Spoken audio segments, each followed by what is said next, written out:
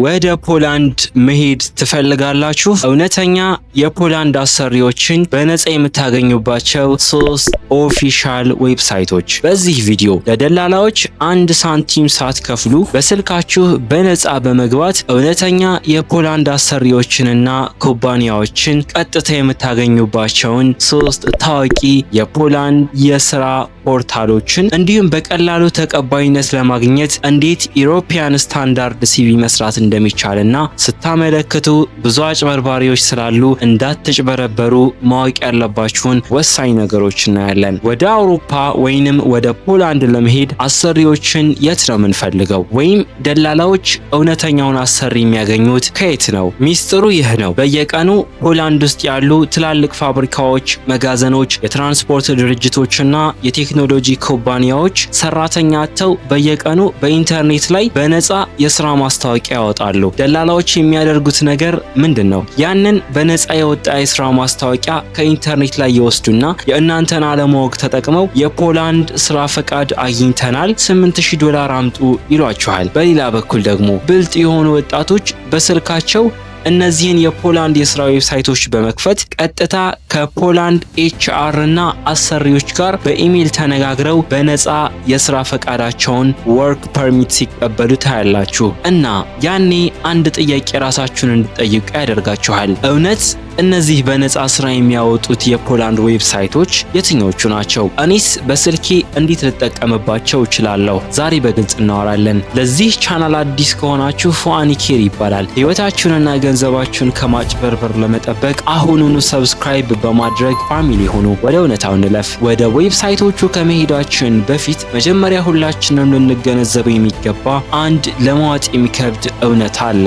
በፖላንድ ህግ መሰረት አንድ አሰሪ ለሰራተኛው የስራ ፈቃድ ባለፈው ቪዲዮ ላይ እንዳልኳችሁ ዜዞላይኒ እና ፕራሴ ሲያወጣ ለመንግስት የሚያወጣው ህጋዊ ክፍያ ከ100 እስከ 200 PLN በግምት ከ25 እስከ $50 ብቻ ነው። ፖላንድ ያሉ አሰሪዎች ሰራተኛ ሲያጡ በፖላንድ መንግስት አነስተኛ ክፍያ ከፍለው የስራ ፈቃዱን ያወጣሉ። ነገር ግን ደላላዎች መሃል ላይ ገብተው እቃ ያደርጓቸዋል። አንድ ሚገርም አባባል አለ። አሰሪው ሰራተኛ ይፈልጋል፣ እናንተ ደግሞ ስራ ትፈልጋላችሁ። በመሃል ያለው ደላላ ግን የእናንተንና የአሰሪውን አለመገናኘት ይፈልጋል። አንደኛውና በፖላንድ ውስጥ በአመት በሚሊዮኖች የሚቆጠሩ የስራ ማስታወቂያዎች የሚወጡበት ቁጥር 1 ዌብሳይት pracuj.pl ይባላል። የpracuj.pl በፖላንድ ውስጥ ትልቅና ኦፊሻላዊ የስራ መፈለጊያ ፖርታል ነው። በፖላንድ ያሉ ትልልቅ ፋብሪካዎች፣ መጋዘኖች፣ የሆቴል ድርጅቶችና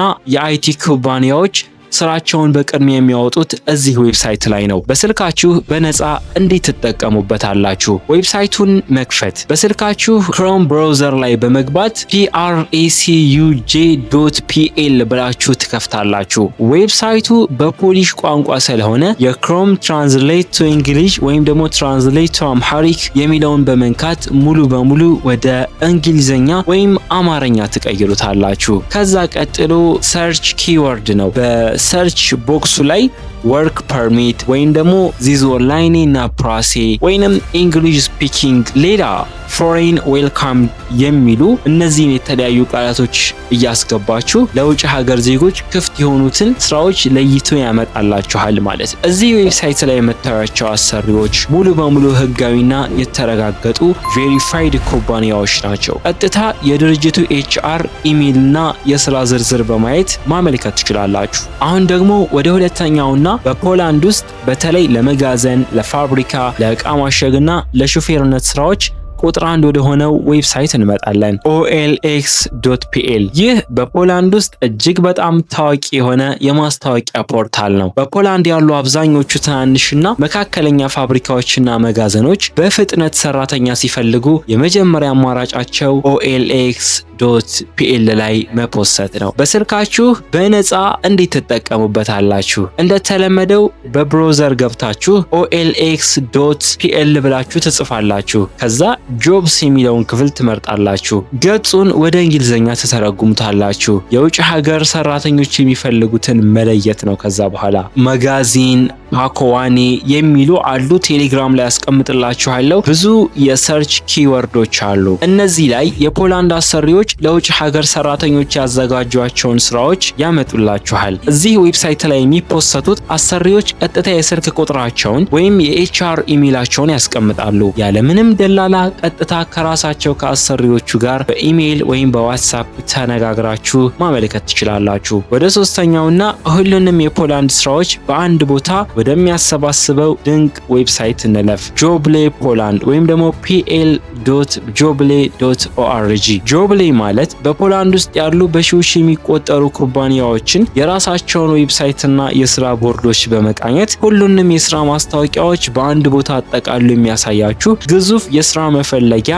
ሰርች ኢንጂን ነው። በዌብሳይቶቹ የዞራችሁ ጊዜያችሁን ከማባከን ይልቅ ጆብሌ ላይ በመግባት በአንድ ፍለጋ በፖላንድ ውስጥ የወጡትን ሁሉንም ክፍት ስራዎች ማየት ትችላላችሁ። አሁን ደግሞ ወደ ትልቁ ሚስጥር እንመጣለን። እነዚህን 3 ዌብሳይቶች አገኛችሁ እንበል። ነገር ግን የፖላንድ አሰሪዎች ማመልከቻችሁን አይተው ወዲያውኑ ውድቅ እንዲያደርጉት የምትልኩት ሲቪ የኢሮፒያን ስታንዳርድ መሆን አለበት። በኢትዮጵያ የተለመደውን የሲቪ አጻጻፍ ብትልኩላቸው የፖላንድ ኤችአር ማናጀሮች አይተውት ውድቅ ያደርጉታል። የኢሮፓ ሲቪ በነፃ በስልካችሁ እንዴት ትሰራላችሁ?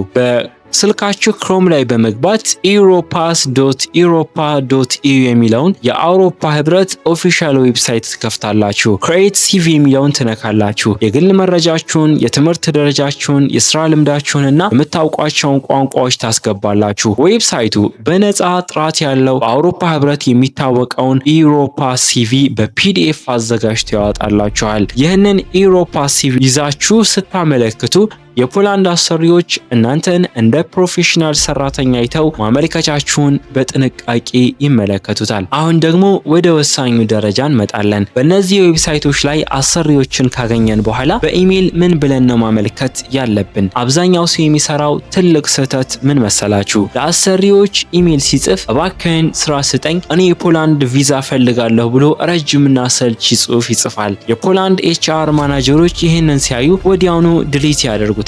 በቻት ጂፒቲ ወይም ደግሞ በሌሎች የኤአይ ፕላትፎርሞች ፕሮፌሽናል ኢሜይል የማዘጋጀት ጥበብ ሊኖራችሁ ይገባል። በስልካችሁ ቻት ጂፒቲ አፕሊኬሽን ውስጥ ግቡ ለምሳሌ። ከዛም በኋላ እኔ ከኢትዮጵያ ለፖላንድ መጋዘን ኦር ፋብሪካ ወይም ሌላ ስራ ማመልከት የምፈልግ ሰራተኛ ነኝ። ለፖላንድ ኤችአር ማናጀር የሚሆን በአጭሩ የነገረኝን የስራ ልምድ የሚያስረዳና ለስራው ህጋዊ የስራ ፍቃድ ዚዞላይኔና ፕራሴ ማዘጋጀት ይችሉ እንደሆነ በአክብሮት የሚጠይቅ አጭርና ፕሮፌሽናል የእንግሊዘኛ ወይም በፖሊሽ ከቨር ሌተር ጽፈ ስጠኝ። ኤአይ ነው የምትሉት። በዛ ሰዓት ያ ኤአይ በትንሽ ሰከንድ ውስጥ እጅግ ማራኪ የሆነ የማመልከቻ ኢሜይል ያዘጋጅላችኋል። እናንተ ያንን ኢሜይል ኮፒ በማድረግ ከስር ኢሮፓ ሲቪያችሁን አያይዛችሁ ለአሰሪው ትልካላችሁ። ነገር ግን በኢንተርኔት ላይ ስራ ስትፈልጉ አጭበርባሪዎችና እውነተኛ አሰሪዎችን የምትለዩባቸውን 3 ህጎች በደንብ ያዙ። አንደኛ ህግ፣ እውነተኛ አሰሪ መቼም ቢሆን ቅድመ ክፍያ አይጠይቅም። አንድ አሰሪ ወይም ኤጀንሲ በኢሜይል ስራውን አልፈሃል፣ ነገር ግን ለስራ ፈቃድ ማስኬጃ $300 በዌስተርን ዩኒየን ወይም በክሪፕቶ ላክ ካላችሁ 100% ስካም ነው። ህጋዊ የፖላንድ አሰሪዎች የስራ ፈቃድ ክፍያውን ራሳቸው ናቸው የሚከፍሉት። ሁለተኛው መርሳት የሌለባችሁ ህግ የኢሜይል አድራሻቸውን ማረጋገጥ ነው። እውነተኛ የፖላንድ ኩባንያዎች የሚያነጋግሯችሁ በድርጅታቸው ኦፊሻል ኢሜይል ነው። ለምሳሌ HR@company-name ከዛ.pl ወይንም በተለመደው @gmail.com ወይም ደግሞ @yahoo.com የሚላክላችሁ የቪዛ ጥያቄ የሚታመን አይደለም አብዛኛው ሰዓት። ወደ ሶስተኛው ህግ እንለፍ። የድርጅቱን NIP ወይም ደግሞ KRS ቁጥር ማረጋገጥ። በፖላንድ ያሉ ህጋዊ ድርጅቶች በሙሉ የመንግስት የንግድ ምዝገባ ቁጥር NIP ወይም ደግሞ KRS ነምበር አላቸው። በስራ ማስታወቂያ ላይ የጠቀሱትን የKRS ቁጥር ጉግል ላይ በመፈለግ ድርጅቱ